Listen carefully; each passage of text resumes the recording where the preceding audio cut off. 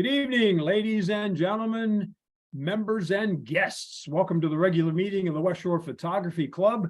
Of course, this is May the 15th, 2023, and we have a special presentation for you tonight. But before we do, let me just remind you about a couple of things. We have a little bit of a break upcoming here from meetings. So the next 2 weeks, we will not have meetings. No meeting on May the 22nd, or of course, no meeting on May the 29th, that's Memorial Weekend. Okay, so our next meeting after tonight will be on Monday, June the 5th. It will be a competition. Bryson Leidick will be judging, and there is no theme. As per usual practice, the midnight, the prior Thursday, which is June the 1st, is the deadline for uploading your image. And keep in mind what we've said in the past about the difference between a competition and an image review. Image review is you strictly want to get an opinion. You can throw anything up there to see what the person thinks. Competition, we want to be a little more serious about.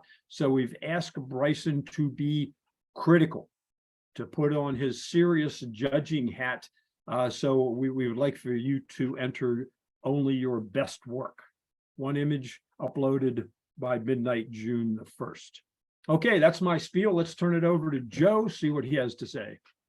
Thanks, Dennis. We had a TRIPS committee meeting last week, and we came up with a full agenda for the rest of the summer. And I'm going to give you a preview of it. Not going to go into details, but just so you get an idea of what we have coming up. We have coming up this Saturday on the 20th, a trip down to Kiwanis Lake that was delayed from last week, and Kurt Wilkie is going to be leading that. Kurt, do you have any updates for us for the trip on Saturday? I was out there Sunday, and the chicks are there and they're feeding them, so they should be ready for us on Saturday. I think the same thing goes if you wish to bring a tripod and focus on a nest and not hold your camera steady for a long period of time, that might help you. Otherwise, tripods really aren't needed. You can get birds in flight. You can go after the black-crowned night herons on the little island there. They're very active right now. But yeah, we're looking for a good trip there. Weather looks like it's going to hold out for us. That's good. That's good. And when we get started, Don's going to show a couple shots from today down there when we get to his presentation. So we have a trip coming up in early June. It's a Rolls-Royce museum, believe it or not. It's here in Pennsylvania. It's here in Mechanicsburg, and we have access to it. And we're going to be photographing Rolls-Royce and Bentley cars in the museum. And then in also in June, we have a session with Dennis on infrared photography using the smartphone as well as a DSLR. So we'll be doing that on excuse me, my picture just went away and my laptop says the video is not working. Is the sound okay? Yes. Okay, good. So we have that coming up, and then we have a skateboard trip on a Saturday over in Steelton. This is really, really cool. Bunch of kids on their skateboards will be skating around in a very large skateboard park, and it's very safe, and so we'll be doing that. And then further into July, we have a photo walk in Boiling Springs. We have a state capitol nighttime fountains trip coming up. We have a Messiah College photo walk that we're going to be doing. We're going to be doing in August a workshop on night photography in Harrisburg, and there's going to be 3 or 4 of us who are going to be leading that. And it's about how to capture urban night photography, and we're real excited about that, and we have it all scoped out and tested and blah blah blah. And then we have a Harrisburg photo walk also in August. So those are some of the things that are coming up, and we're real excited about having them over the summer. So that's it. Dennis? Okay, thanks, Joe. Well, as you can see, the TRIPS committee has been working very hard, and they've planned quite a few events for the upcoming months. So we hope you're able to participate in some of those activities. Okay, let's get right to the program tonight. We have Don Uvick tonight doing a special presentation, and I'm going to let Don tell you a little bit about his past. He is rather new to the West Shore Photography Club, but not at all new to photography itself. So, Don, I'll just turn it over to you. Thank you. Thanks, Dennis.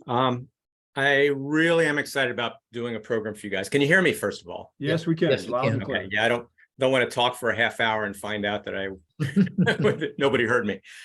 But I'm really excited. I've known about your club forever. I think I was a member when you were over at Wesley Park. No, Bethany Towers, I guess. Bethany Towers. Yeah. Yeah, I remember going over there for several meetings many years ago, and I know since Dennis and Joe, you guys have taken over. I've heard nothing but people talking fantastic things about it. So I was really excited to become more actively involved. And thank you very much for allowing me to do a presentation today. So photography. Yeah, I've been involved with photography since I was a kid, 8 years old, probably got my 110 Kodak camera. And I think if you look at any pictures that were taken of me, I was definitely made to be on the other side of the camera. I never smiled. I mean, I have frowning shots of myself. I don't have any idea why. I can not explain to this day, but did not like to have my picture taken, but loved to take pictures of everything and anything back then. My first real interest and contest that I had won was when I was up at Penn State. I had taken a picture of, many of you may have known over the years that the Nittany lion statue that's there has been damaged. And it was damaged for the first time when I was up there as a student. And so I had taken a shot, which I entitled The Injured Mascot. And I had taken a close-up shot, had won a photography contest. I don't remember if it was just part of my house that I was in or whatever, but it was an exciting time for me. And since that point in time, I couldn't keep a camera out of my hands. Spent a lot of my career as an operations research analyst for the U.S. Navy, just recently retired at the end of 2021. And during that time as a research analyst, I spent a lot of time. I was given a specific project. They basically just give me a short description of a problem that the Navy was experiencing. And it was my responsibility to put together a team, develop a full scale analysis of it and have some kind of goal for reaching some conclusion that, the Navy wanted me to on a particular problem that they were dealing with. But I mention that only because I carry that process over to many facets of life, including photography. Have taken on various projects for myself over the years, some where I had clients which were interested in a variety of different things. Most recently, over the past several years, I've been doing a lot of work with nonprofits or church-affiliated organizations. My church had done a project. I think the project was about 2 years ago, I guess. They had an addition that they put on, and they needed to photograph the entire process from the time that the foundation was laid till the time they had the dedication. And so I really learned a lot during that process, the kind of things that to be prepared for, or the unexpected things, which I'll mention during the presentation. You just never know what you're going to run into, but and the things that you need to bring with you. I'll bring out that you never think about these things until it really happens. And then when it happens, you always make sure you have those particular things with you. So I learned a lot as, for the 40 some odd years that I worked for the Navy. And then, my skill sets went from photography, was kind of brought in from those years working as an analyst. But yeah, without further ado, what do I need to do now, Joe? Dennis, to have you guys look at a screen here.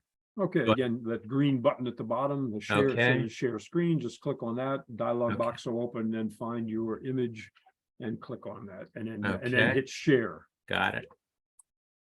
Okay, I'm going to start off with something other than horses. Can you Yes. see?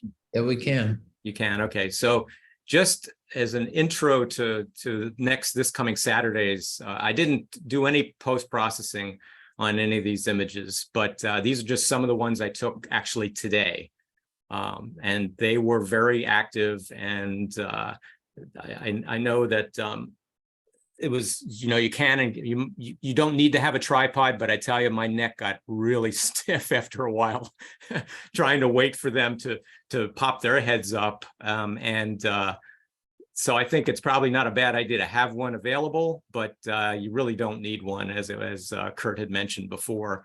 I just grabbed a few shots that I had taken, and I tell you, it was exciting seeing that. This is my first experience actually with the egret babies, and I tell you, it was an exciting time.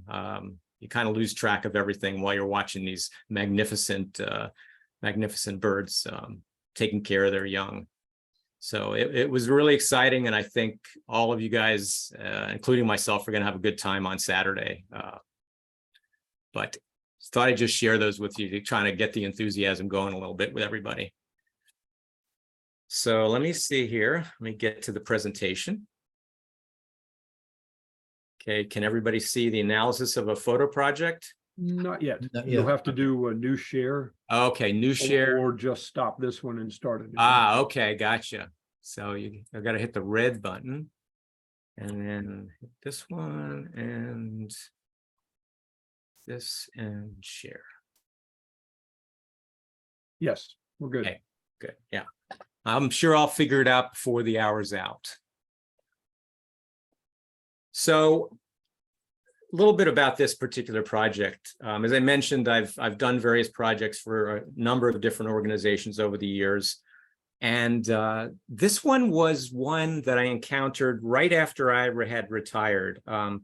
I had just wondered what I was going to do with my life, even though I had all these plans anyway. But all of a sudden, your first day off. And actually, one of the things I did was go for a first day hike. So for my very first day off retirement, I went for a hike, thinking that I was going to do a project with Pinchot State Park. Actually talked to them, they were excited about it. And on my way home, I passed this yellow sign, and that yellow sign pointed me to the Central Pennsylvania Horse Rescue. And I thought I'd never heard of them before, and driven past and around that area for the longest time, and finally drove up to them, talked to the people in charge, and as they say, the rest is history. I now a part of the organization from the standpoint of volunteering my time, basically my photographic skills. I'm not one that has a whole wide range of skill sets, but one thing that I do love with a passion is photography, and I'm more than willing to share that and my abilities with that and other organizations. So I was there today, as a matter of fact, and I'm going to share some new lessons that I had learned today, as a matter of fact, about the horse rescue and photographing these magnificent animals. So I'm going to, as I gave you a little bit of background, going to do a brief slideshow of the Central Pennsylvania Horse Rescue. The intent of this, and I might mention it now, was I had hoped that I would, and I still plan on it, getting an article with the pictures published in a magazine, or either digital, but I'd rather get the tried and true physical magazine if possible, although there are only a few that you can really go to today that locally, that or even in the Central Pennsylvania area, that you can be a part of. But so that was my ultimate goal for this particular project. I'll get a little bit more into that. I'll talk about getting started, some of the things that you need to consider. I'll also talk about what's called the top 12. Could have been the top 20, but obviously needed to keep it to a minimum. So I picked what I consider to be important considerations for anybody doing any kind of a photo project. And I'll discuss that, and then I'll open it up for any questions and answers. I know we're muted. Everybody's muted right now. If there was a pressing question, I'm sure that Dennis can unmute you and have you ask that question, but there'll be plenty of time afterwards if anybody has any specific questions they'd like to ask, either about the rescue or about what was involved with me working with the rescue and putting together this program and hopefully future article and photo essay with them. So again, as I said, I want to try to take everybody through this journey that I had with the Central Pennsylvania Horse Rescue. I noticed on this slide, I think it should be Central Pennsylvania Horse Rescue. I have my H and my P mixed up there. I'm sorry about that, everybody.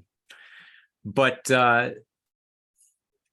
Connie and Marty are the individuals that run this particular organization, and they really care about the horses, and everybody who volunteers cares about them. Many of the horses, and you'll hear more about them in a moment, either were abused or neglected. And over the course of time, they've rescued about 145 horses have been saved. 111 of that number have been adopted.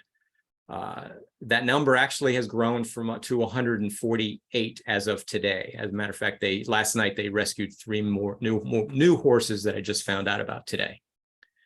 So without further ado, I'm going to go a little bit backwards, but and I also have this slide here about alone we can do so little, together we can do so much. That's kind of a rule of thumb at the organization. Everybody goes by this kind of mantra, and they really, really mean it. They're working together, and they really try their best to try to save these beautiful horses. So here we go. I have pre-recorded some of this only because I have had a cold lately, and rather than avoid having any coughing fits or anything, I figured this 8 minutes you'll just be listening to a pre-recorded part of the presentation, but here we go.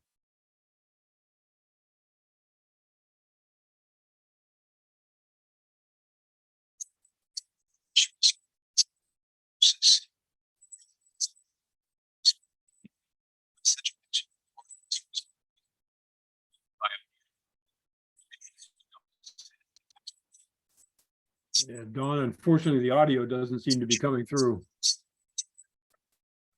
What was that? The audio doesn't seem to be coming through. It doesn't. Okay, so what we're going to do,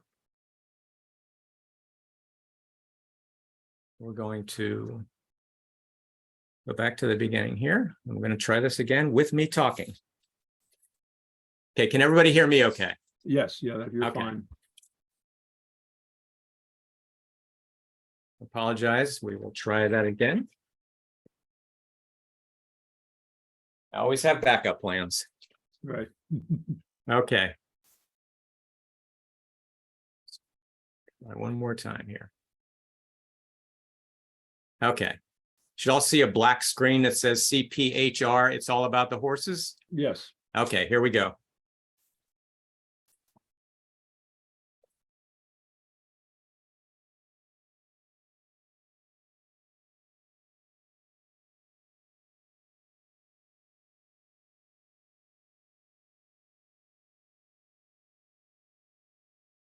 The Central Pennsylvania Horse Rescue, it's all about the horses.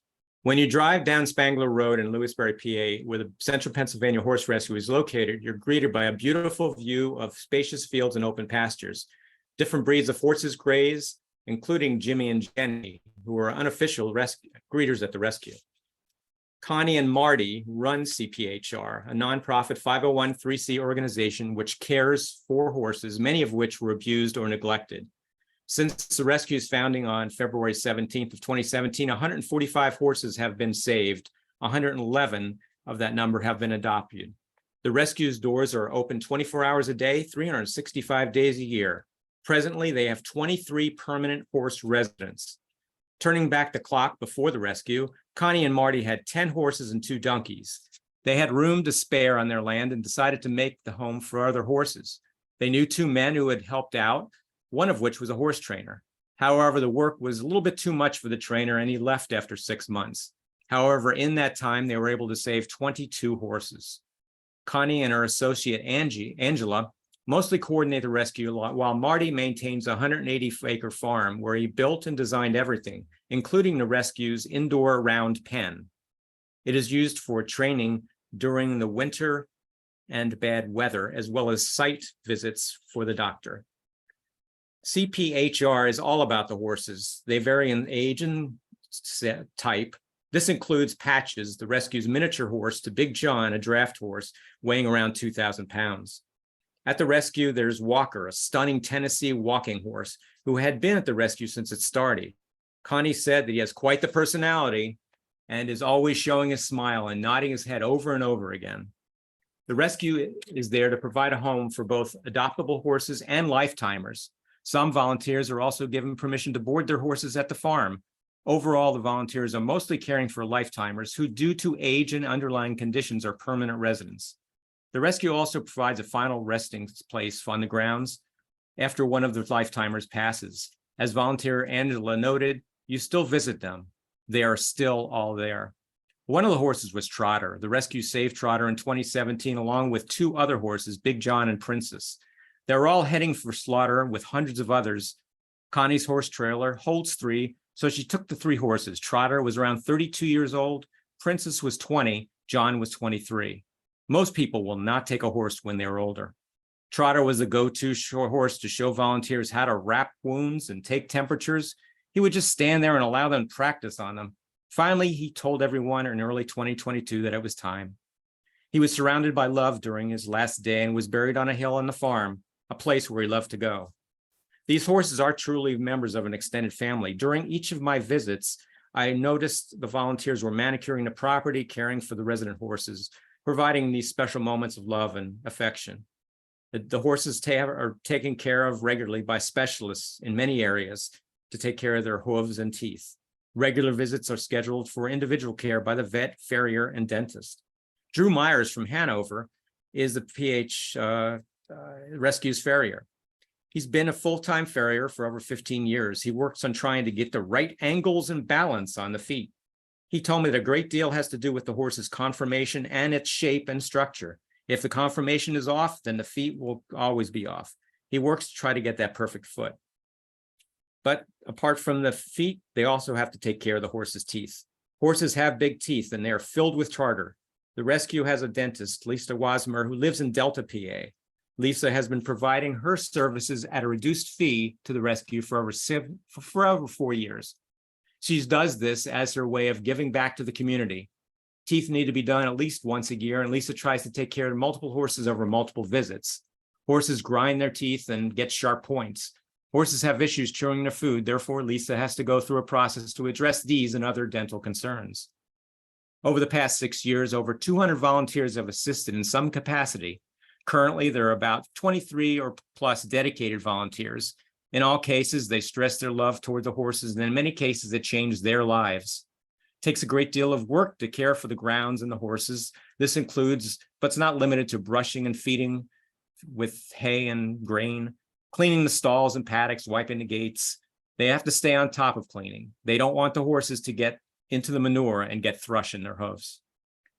Angela from Manchester has been in rescue since 2021 and does everything from cleaning the paddock to giving the horses their medication. All these horses don't have full stories and they have to earn their trust. Not all of them have had a bad past. Anna from Spring Grove has been a volunteer for 5 years. Anna helped with organizing the first 5K run for the horses. She was in 3H, 4H, and had her first horse at age 5. She works in special ed at Redland High School. Making things right and keeping wrong things hard is what she says.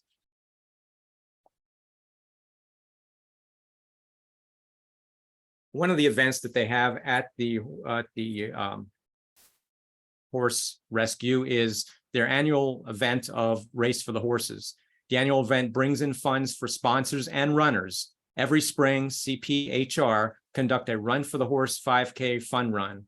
The run is held at Pinchot State Park every April. The race in 2022 brought in about $8,000. This money will be very helpful since it costs about $10,000 to cover many of the monthly costs at the rescue. The horses are happy at the rescue. As a volunteer noted, it's a forever home if they want it. You find out more about yourself when you're working with the horses. It's all about compassion and understanding.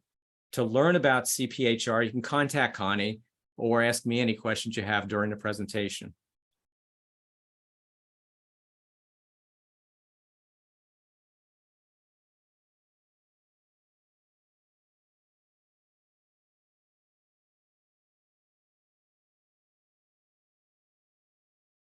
Okay, so you saw there was quite a few images that I had.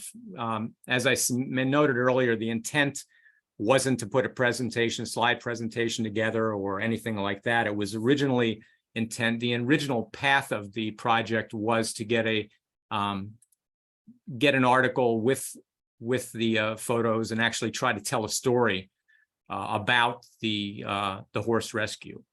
And I did that and worked on it. And I'll talk a little bit about the success that I had or things that I'm still working on.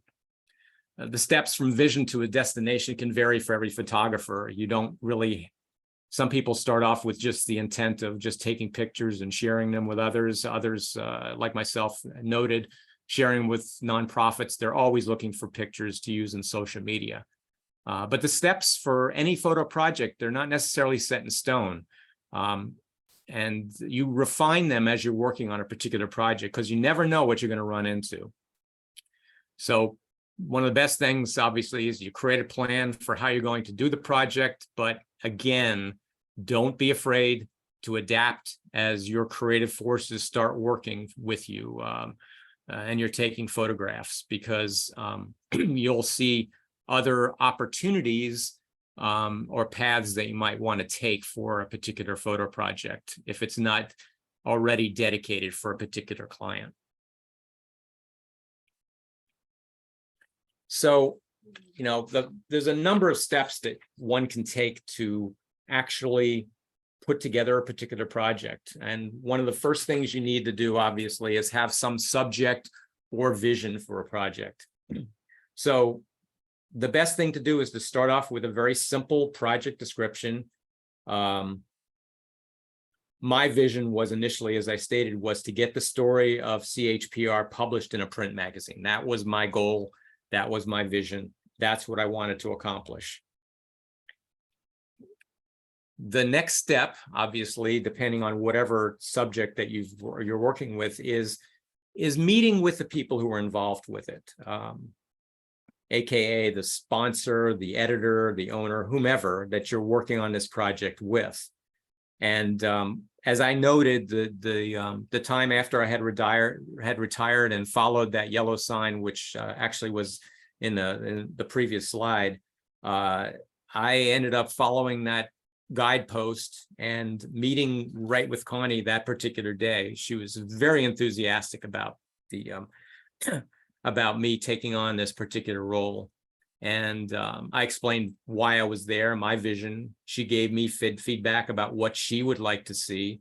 And we kind of worked together at kind of a common point that we could use to accomplish that particular goal that we had in mind. So since it was important that I had the goal of getting this published in a magazine, I then met with a local publisher about this opportunity, and I pitched it to them at that point.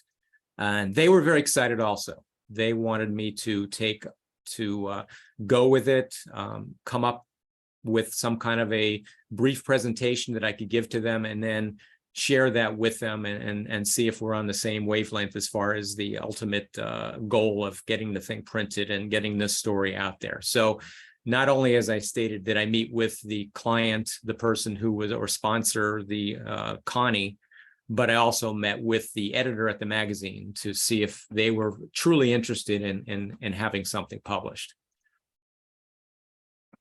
The next thing I thought was, okay, well, what do I do? I mean, I've never taken on a particular project of this kind of magnitude where it's a topic area that I was not familiar with. I had been around horses all my life, but had never spent that much time with so many different horses of different ages. And as I ultimately learned, in different environments. So I did find out the next thing that you want to do for any particular project is set up some kind of a flexible schedule. Realizing that you're going to be talking to a lot of different individuals to get the story. So you're going to need to set up some kind of a flexible interview schedule with the individuals, the volunteers at the organization at this point. Find out about other things that are going on. In this case, I had mentioned, and you had seen in the slideshow, the horse race that takes place, the 5K run. So I wanted to make sure I could take pictures of that. Ironically, that had fallen into the time frame that I was doing the project, so I was able to make time for that particular event. And any other things that might be on the schedule. You know, they have fundraising events. I tried to add that to my schedule. Basically put on the calendar anything that I could as far as trying to set up opportunities and times with them. At the rescue, I was faced with all kinds of environments. You would be taking pictures inside the stalls. I'd be taking pictures in the paddocks. I'd be taking pictures in the field. I'd be taking pictures in the round pen. I'd be taking pictures in different weather conditions. I'd also be working with a variety of animals that are around that are not going to stand still for you necessarily. So they're basically in charge. There's just no way that you're going to control a horse or tell it what to do.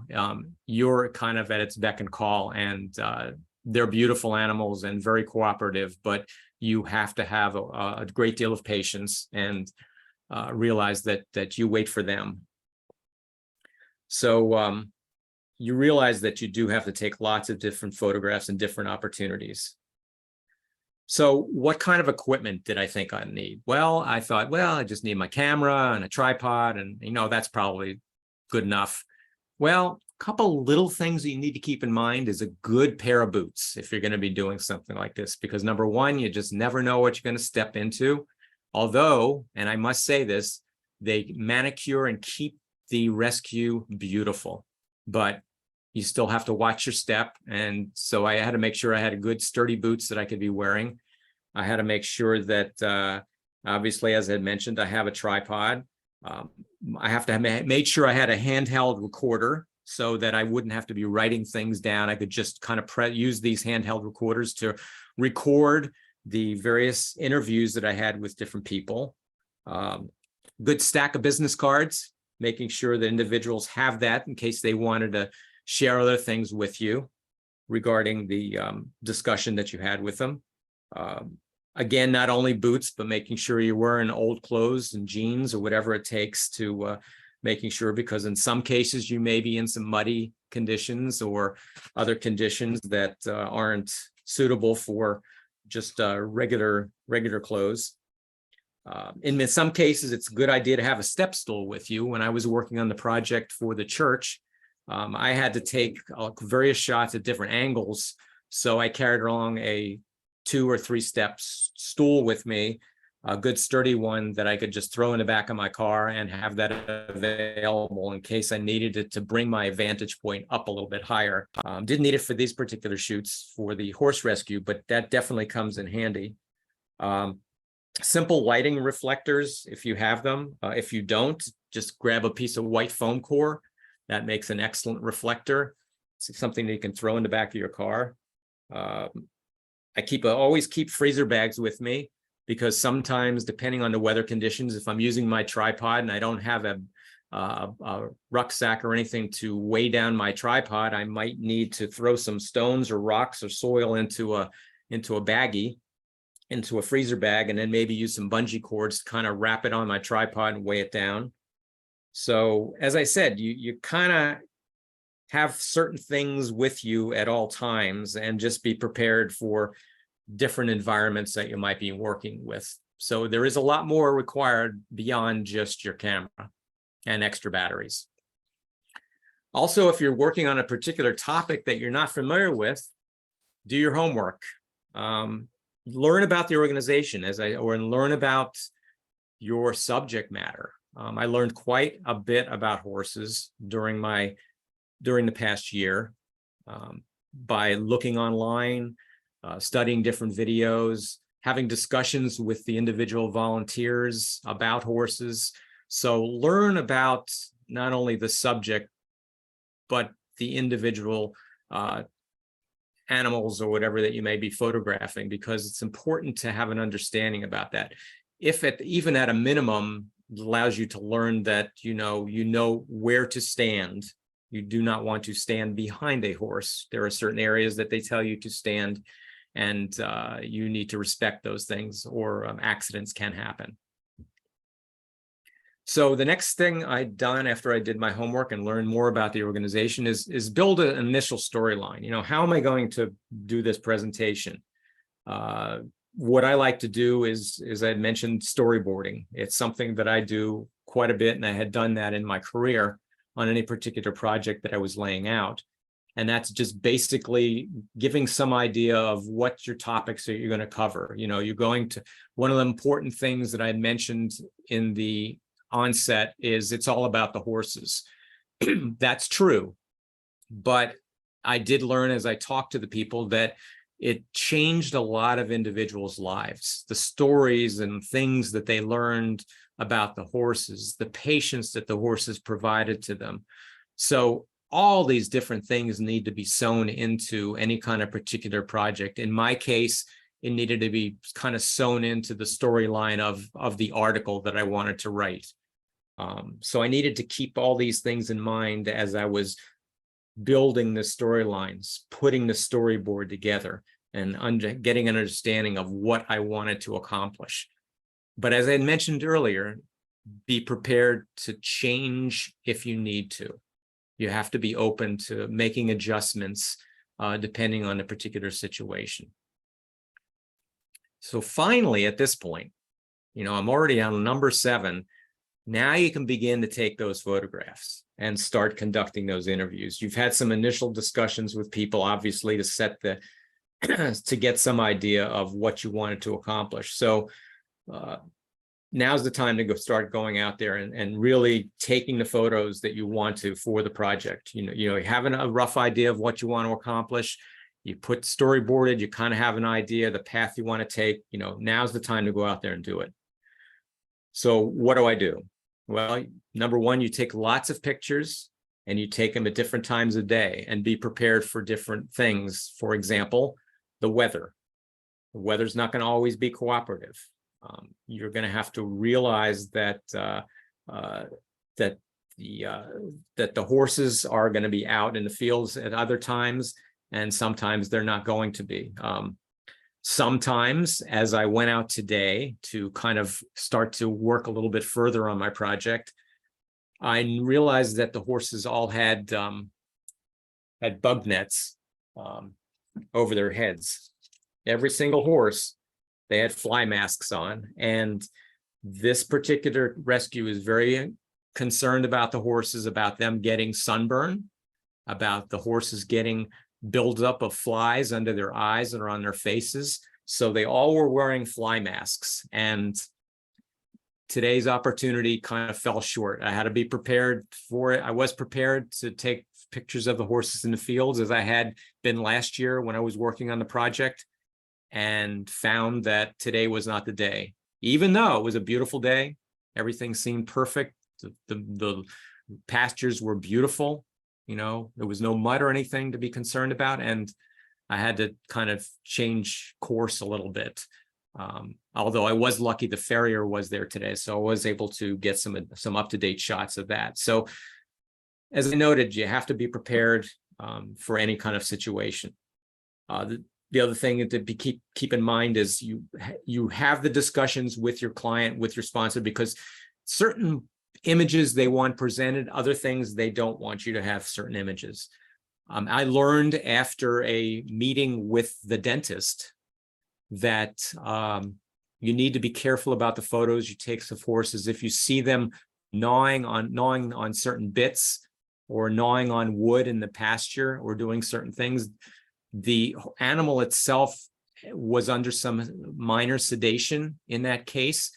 And I was taking pictures, thought the animal was just being cute, but and interesting by doing that, but they were not. They were getting off the medications that they were on. So I learned rather quickly in that instance that, and Connie told me, is you will not be using those kind of images, because that shows a horse that is under some kind of sedation. In this case, it had to be because of the dental visit that was there. They're not fully sedated, but because of the actions of the horse, I had to be aware of that. So again, I learned so much from Connie as going along. If I'm taking pictures, I cannot go there a day or so after it's rained, even though it's natural to see the fields, you know, in some disarray at times, because there are sections that aren't completely green with grass.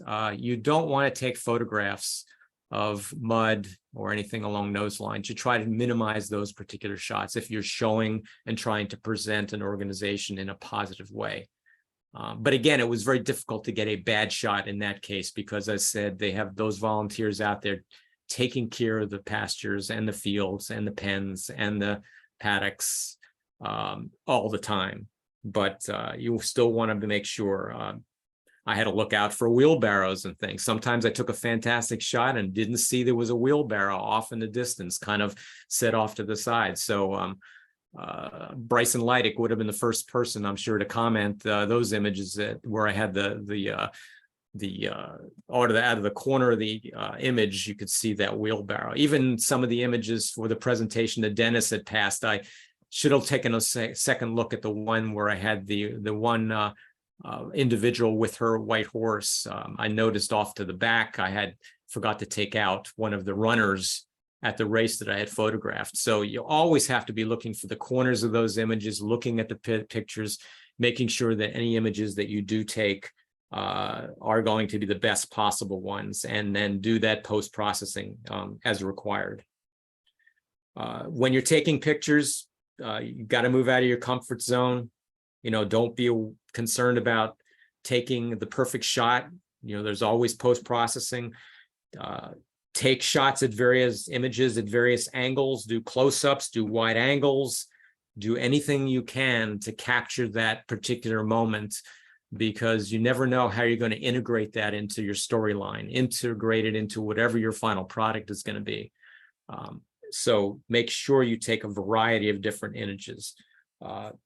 As far as getting the interviews, you know, make some opportunities, and whenever you can, to connect with the people. I connected with quite a few of the volunteers. I believe I ended up with about 2 to 3 hours worth of interviews that I did have, and needed to have discussions with people. But it was very handy, as I mentioned, to have that recorder with you. Also, as you're going along, you want to make sure that you set personal deadlines. This is a very important motivator to accomplish anything you're setting out to do. It'll allow you to finish the project ultimately and get it done and done in a timely manner. So, you know, set those personal deadlines, but be prepared to shift if you have to. As I mentioned, shooting at the horse rescue, taking photographs, you're at the beck and call of the weather, at the volunteers that are involved. There's so many different factors that you have to be aware of. And, you know, at the doctor's visits that came, they only came at certain times. So you have to be willing to make that move whenever you need to. When you finally have what you feel is a good amount of images, a good amount of interviews, if you needed to interviews for your particular project, then you have to put them out someplace, and they should be reviewed not only by yourself, but other individuals and by the people who are your clients or editors or whoever's involved with the particular project you're working on. I personally post mine at a website called SmugMug.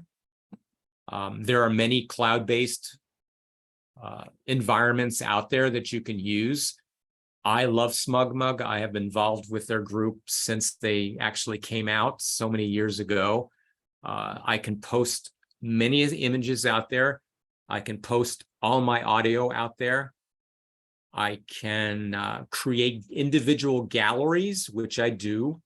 I do also some nonprofit work with the Camp Hill Borough. They're always looking for people to help with their recreation department. So whenever they have an event, whether it be the Camp Hill Parade coming up on Memorial Day or their their special kiting event that they have, which is this coming Sunday. I create a gallery for them and post those images.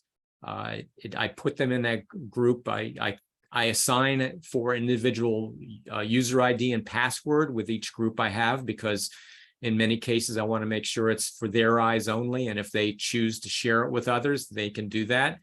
But so I use SmugMug to put all the different types of images out there. Most of them are JPEGs to share with them, but I can put raw files. I can put just about any type of DNG files, whatever I want out there. And I can also put, I believe, unless I'm thinking of my website, I apologize if I'm not, if I can post my recordings, and maybe I don't have them at that particular site. I'm trying to remember if I put them there or not, but in either case, have a place that you can put that information to you so it's easily accessible, either to your client or for yourself if you need to get to it at a later time and you're not close to your own personal computer. Also, I know a lot of people use, and I do also use Dropbox to share images and links with other groups and organizations. And then give your project some time. You know, you've reached a point where you have everything, you're putting it together, work on it, compare what you have, you know, let it evolve if you have to, review your material, revisit, you might need to revisit parts of your story because you have certain areas that aren't as strong as others. Ask your question, the big one, even though you're far along, has your vision changed? You know, have you found that maybe there's a different story here? Maybe, you know, you have some other thought process because of the things that you've experienced, but don't be afraid to change plans if you need to, because you want to try to do the best you possibly can. Finally, at some point, you should develop a rough draft of everything. You know, you've put everything together, you have notes, you have photographs, you have, you know, people you can talk to if you need to a later time. I personally just use the Microsoft Office products. I use MS Word to kind of make sure that I jot down everything I can. That I've been doing that all along, but now it's time to kind of put things together and go back to that storyboard that you had and make sure that things kind of fall into the particular vision that you had, see if everything's there. Have your, as I said, make your presentation and have your contact. I made sure Connie looked at the images that I had. It's vital that you do that. If in particular, if you're working with an organization that wants to make sure that they show themselves in the best possible way. And I did learn, regrettably, that one of the images that I did have, although it had nothing to do with what was being accomplished, but I had some fantastic images that were taken of the dentist working with the horses. The image were fantastic. I even showed them to the editor at the magazine. He was excited about some of those, but those never made the final cut. Not because it isn't a natural occurrence that it's kind of imposing that those kind of images, and they have to sometimes put a protective covering over the horse to making sure that they can properly clean the teeth without having any damage occur to the particular dentist themselves or the horses. So I don't have any of those images to share with you, but I did have to remove those from the final presentation that I had when I presented it to the editor. Even though he had seen them, a few of them early on, I had to take them out. And but again, you have to do these reviews of your work, especially if you're doing it for another client or you're working with a particular organization, because they have final say on anything that's ultimately presented. And finally, you know, after you've done all your homework and you have all your images together and you have your rough draft, in my case, it was time to kind of make the presentation. So again, using MS Word and looking at the images that I had, I finally put this final article and photographs together. I was limited in how many words I could have, so I had to make sure that it was at the proper number of words. I had to make sure that I had only a select few of the photographs. I had taken about 2,500 at that point, images that I had. And not all of them were, what I call the 5-star images. So I had to kind of whittle those things down to just a few shots that worked with the article. And, in some cases, I had a brief personal meeting with the editor. But I did realize later on afterwards, after I made the presentation and everything, that it didn't make the cut in this particular case. It's the old, if first you don't succeed, continue to try. And the reason the particular initial article did not make the cut was for a variety of reasons, some of which were on my side. Number one was the article was a little bit too robust. It covered a little bit too many facets of the organization, and the magazine wanted me to kind of whittle that down to a little more specific areas of the rescue, as opposed to the number of different topics that I covered. So they had some shortcomings in that particular thing. Also, the equipment that I had was not, in my feeling and view, the best it could have been for the situations that I was faced with. I had to take quite a few shots inside the barn, and I had a lot of noise, and I had to do a lot of post-processing. So I found that they were not as strong an image as they could be. And so there were various shortcomings that I had.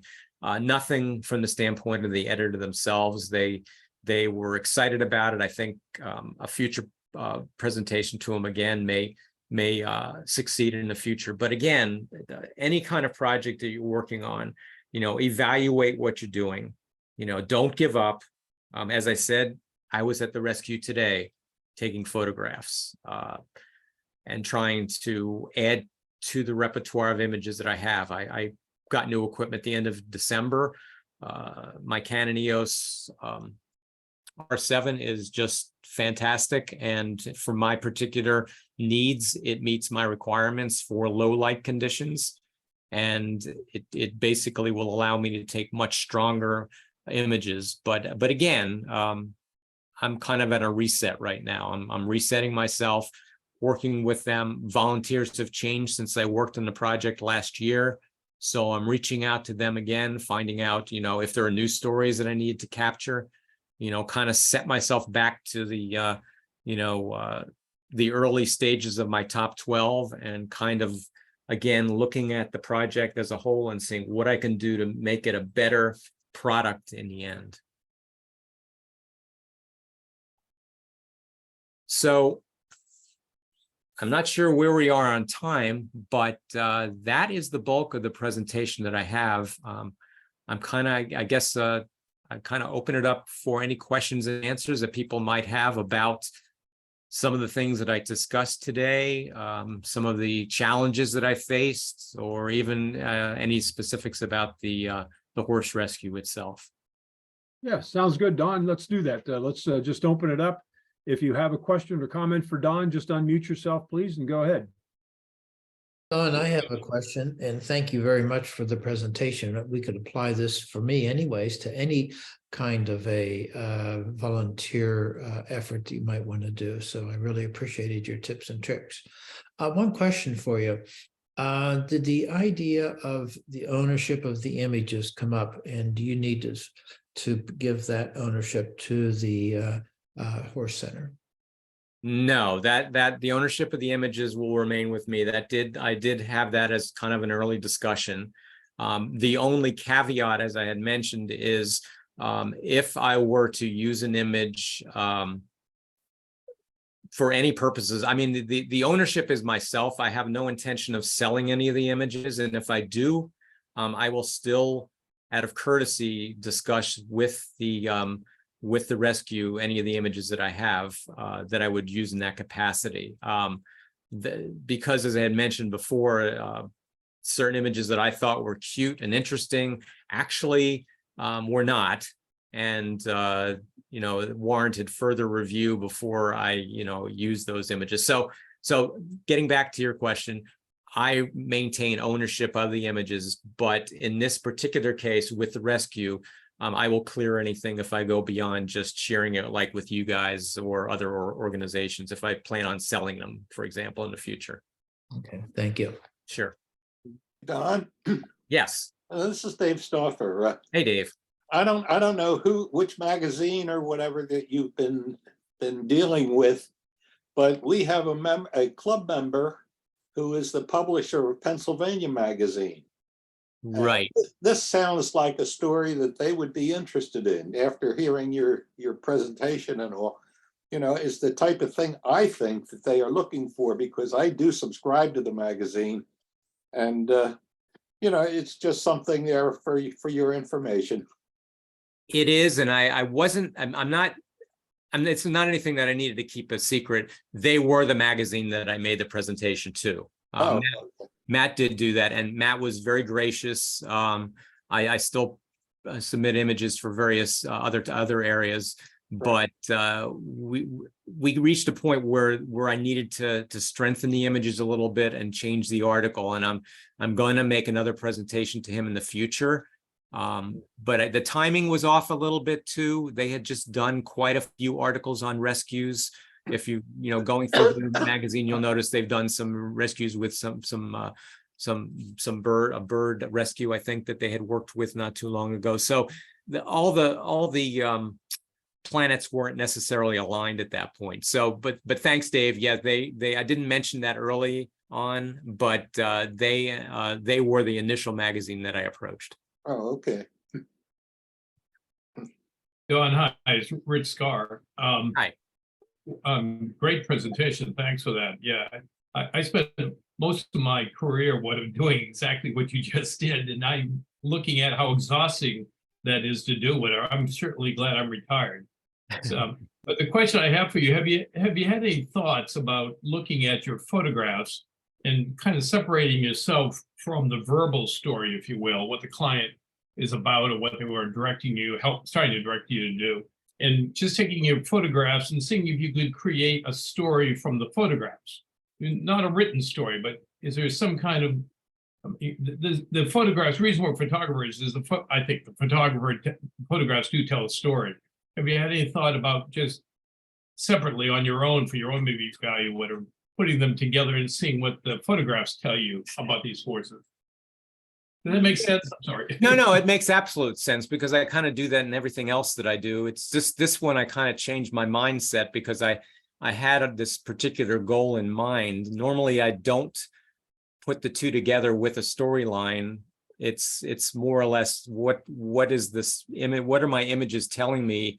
Depending on what it is. But I've been so focused with the two, with the story itself. I think that's a refreshing thing for me to start doing with this particular project. I appreciate that. But so I have not done that. And I think with the new year and the new equipment and the new challenges, I think I'm going to give that a shot. Thank you. Mm-hmm. Okay, who else has a question or a comment for Don?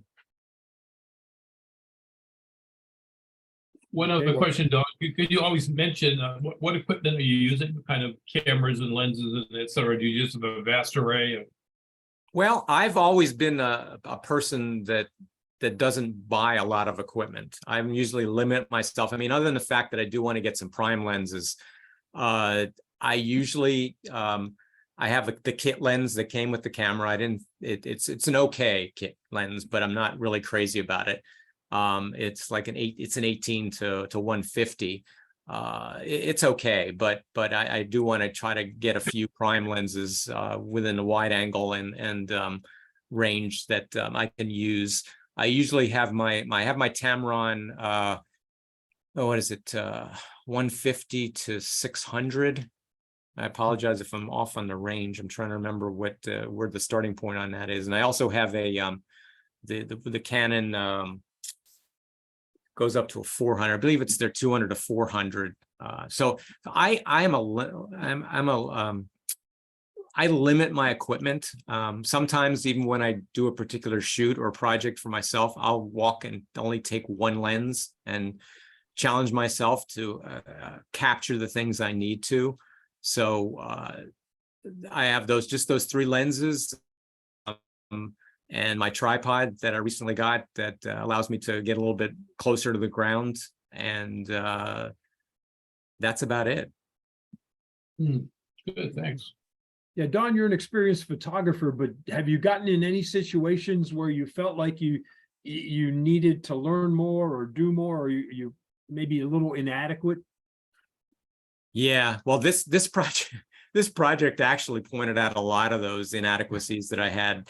You know, as far as techniques are concerned, trying to work with the horses themselves, you know, is a challenge. Today, today was a bit of a challenge because the owners at the rescue have 2 dogs, 2 golden retrievers that are always running around, and the farrier was there today, and so this was something which I thought was rather unappetizing, but the dogs themselves liked to eat the pickings after the horse's hooves have been cleaned. Apparently there's lots of nutrients in those particular things, but I had these dogs running around the farrier, you know, trying to get the pickings because it's almost like throwing them treats. And you know, here I am trying to take photographs, and you know, I was just kind of like challenged in every way, shape, and form today trying to do that. But so I learned a lot of different things about my skill sets. In other words, patience, even though I believe I do have more patience than I had in the past. So that was kind of an inadequacy that I had that I learned about around these animals.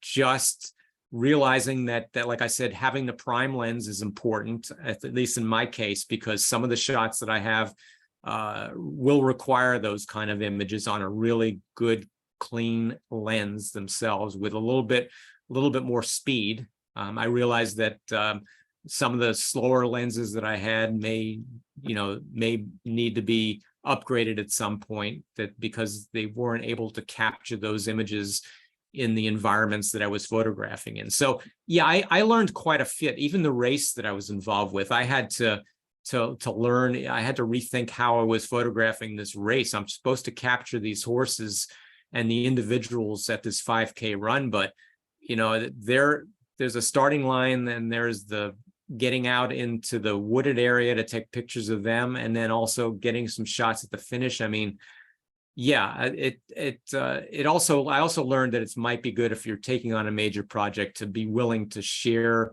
the wealth, so to speak. It might be good to take on another photographer to assist you in some cases if you're trying to, you know, get those things. So yes, I learned quite a few things that I need to be prepared of, not only in the way that I take photographs, but even the skill sets and things like that are required. Okay, and on the other end, what sort of satisfactions have you gotten from working on this project? Well, I did learn patience, as I mentioned. I think I learned that there are times when you just got to sit back and let things happen. And the other things were just these stories that by talking to these people and feeling the love that they have, not only for themselves and how these have impacted their lives. You know, it really changed me. It really did. It made retirement even that much more worthwhile than I thought it was going to be. So I really it really has changed me as an individual, I think. And my goal is still to get the word out for this group and people, so that people realize how important they are, and not only for themselves, but how they take care of these animals. People really need to know their story.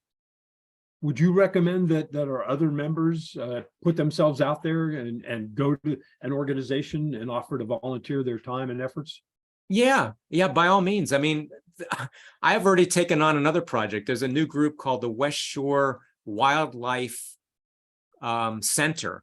They're only run by they're out of somebody's home right now and private property, but I met them at Wildwood, and saw their little stand set up. And I said, hey, you guys, you know, I'm retired. I love to take photographs. I think I'm pretty good at doing that. You know, do you need anybody to help you out? And lo and behold, they're interested. And I think starting the next couple of weeks or so, I'm going to be photographing them at the public libraries, I think, and other events that are coming out. So yeah, I think there's nothing to fear. Everybody wants us as photographers. We all have, I know how talented this group of individuals are that are part of the West Shore Club. And I tell you, anybody would be excited to have anybody in the club come out and help them out with whatever. Have no fears. I mean, you really shouldn't. It really, not only does it help the organization, but it actually helps you in the end. Thank you. Very good. Yep. Are there any other members who would like to comment about a volunteer project that they've done or are currently working on? I don't want to drag the meeting out too far, but just let's hear from some other people. What kind of projects are you working on? Volunteering your time, photography related. I've done a lot of work with Nobody's Cats Foundation that promote trap, neuter, and return. Mm-hmm. And they've used the photographs in their publicity. They no longer need me because I've provided hundreds of pictures of cats. You've overstocked them. But it was a pleasure to work with that. Very good. Anybody else? I know I volunteered a number of organizations. One is the Simpson Library in Mechanicsburg. I was on the board of directors there for 10 years, and they call on me every once in a while to do a photo project, stuff for the school district. I'm in a campground in Delaware called Gulls Way, and they have a benefit for ALS every August, and I photograph that event for them at no charge. You know, those kinds of things. Yeah. So you know, anybody else? Dennis? Yes, Mary. I was asked by our pastor to do a Christmas card project last year. And so I did photographs and they sold them for a fundraiser for the church. And he asked me to do the church windows, which I asked several people about for their input and how to do it. So I'm still working on that one. Oh, very good. I see Karen Cummings sent me a message, says she volunteered for the Harrisburg Parks and the Heart Walk. Very good. Anyone else? Yeah, Dennis, I did a piece down here in Florida, a great name. It's called a Seaside Seabird Sanctuary, kind of rescue thing like Don was talking about for horses. Excellent. And the exciting part about that was not only writing, but for the photographing and getting into this huge cage with the director with about 25 huge brown pelicans. Wow. I know I volunteered for some projects that have gotten me into some unique, unusual, not necessarily dangerous, but out of my comfort zone projects, or a comfort zone in terms of what I had to do. But it's rewarding in the end. Anyone else? When I lived down in the Harrisburg area, Dennis, I used to do some work, just give them the photos for Straight's Farm Orchard. Okay. Their farm stand, some of the out in the orchard, their workers working, you know, just that they could use for advertising. Yep. Yeah, as Dawn said, we have a valuable skill that there are a lot of people and organizations out there that truly do value what we do and would appreciate your help. Anyone else want to talk about a volunteer project? Yeah, Dennis, in essence, the West Shore Photography Club does volunteer projects all the time. When we visit and take field trips, folks ask for images for their own use, for their website or for promotion or for whatever reason, we always graciously provide those. And that's a very, we encourage that. So just wanted to mention, we do that at the West Shore Photography Club. And not to mention, or not to forget, our association with the West Shore Historical Society. Right. That was a big project. Right. So yes, very good. Okay, anybody else have any comments? This goes back a few years, quite a few years, but Bob Coleman, myself, Norbert, and another fellow, Bob Klugowitz, who you guys don't know, did all the wildflowers at native wildflower flowers at Wildwood, and it's published in a book over there. All right. Well, and of course, there's the infamous project that Diane and I did for Bethany Towers years ago. She's laughing. The 2012 Calendar Girls project. That was quite an effort. So if anybody doesn't know about that story, I'll tell that some other time. But then we also volunteered for Bethany Towers when we were having our meetings there to do a photo directory of all the members. So that was quite a project too. Okay, let me direct it back toward Dawn. Thanks for your comments. Anyone else have any questions or comments for Dawn before we wrap up? Yes, I do. This is Norbert. Norbert. Don, I want to thank you for your passion on these horse rescue, and it was really a good presentation, Don. I really appreciate it, and it was something the club sure enjoyed, I'm sure. But I have kind of a question here. Sure. Processing, do they allow you to do any kind of manipulation at all, or do you try to keep it a journalistic style and keep it pure? I keep it pure, except for cases like I had mentioned that Bryson would have noticed, is where I have this wheelbarrow that's off to the far left that I hadn't even noticed in the images, and so I'll go in there and remove those from the shots. In some cases, obviously, you want to make sure that you present the animal in the best possible way, shape, and form as you're taking those pictures. So, but I will not change those images at all. I will not change the horse at all, or there may be an instance where I might have some hay that has fallen over their eyes, and I may remove that if it's from the eye itself, if it's the only one I have.